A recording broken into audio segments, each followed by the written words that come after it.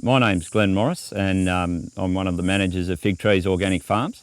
We basically try to produce really good quality organic beef and also recharge ecosystems at the same time. In the past, we've probably looked at the background behind us as a hill, a farming hill, or something where we're going to produce livestock products or fibre products off. The way I would like people to start looking at that land now is starting to look at that as a really important part of the water cycle, as one of the greatest water storage and recharge systems ever designed. We would find would go from a period of heavy rain, erosive forces and abundance of moisture to seeing that water tear off the landscape. And then we were dry and looking for somewhere to water the cattle. So we had this abundance one minute and then no water the next minute. So I sort of started to wonder what had happened, what had caused that landscape to go from, a landscape that had perennial flowing streams to having these dry eroding gullies. And it didn't take long to work out that what had happened was the landscape had lost its ability to hold the water when it fell and slowly put it into perennial streams. What we do now to try and increase that water storage and perenniality of the streams is we're trying to build humus wherever we can. We believe humus is the foundation for rivers and streams and for the water cycle and for human health and for capturing carbon out of the atmosphere, so it's vitally important. And what we're doing, we've studied how much water that humus can hold and quantified that out over a hectare. So we've found that 1% extra humus in a hectare of soil can hold an extra 160,000 litres of water.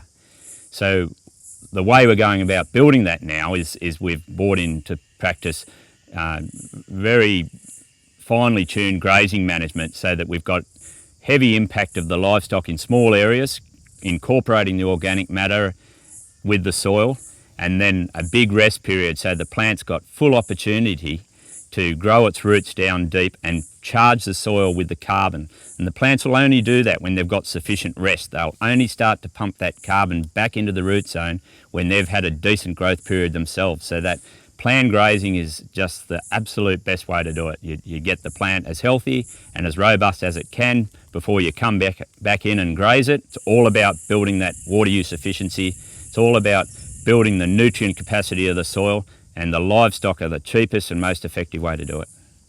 The great thing about organic farming is that you're not using anything that's going to damage the microbes. We've got to keep coming back to the soil food web and the microbes because they're the ones that are going to get us out of the mess we're in as far as climate change and as far as water security and food security. We need the microbes, and how can we build the microbes up if we keep putting on toxic fertilisers and chemical sprays and killing the very thing that we need?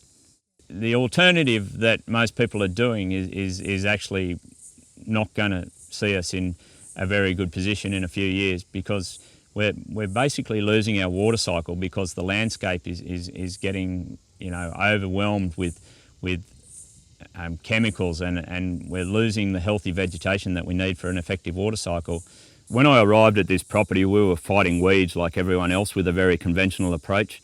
We had giant Parramatta grass growing all over the property. We had fireweed. We had all of these things that we were treating as the problem. They weren't really the problem. They were the symptom of a poor soil. So with the grazing management now, we try to focus on what we do want.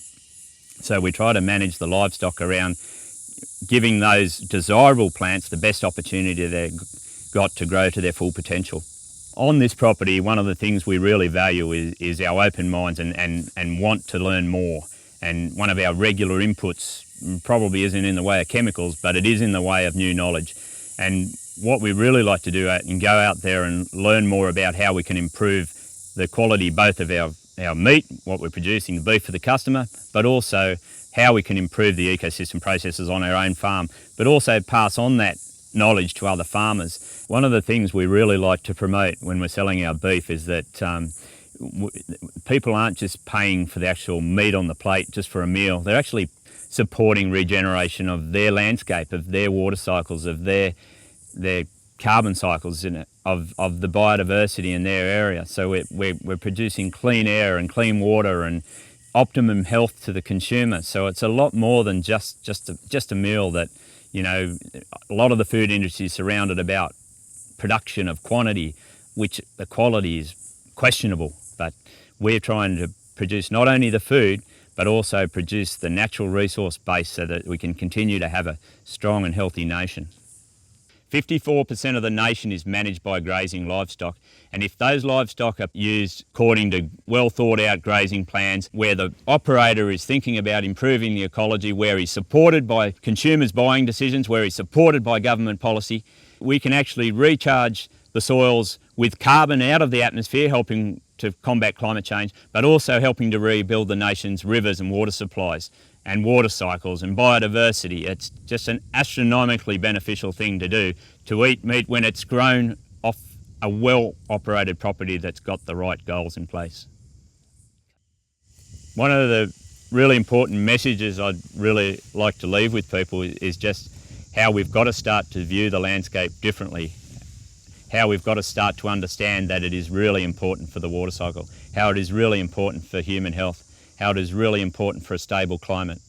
And if everyone gets behind the idea of starting to look after soil health and get more vegetation in the landscape, stop exploiting any land that isn't developed, then I think we can all sort of start to turn around the degradation and the destruction that's going on at the moment and hopefully build a stable future.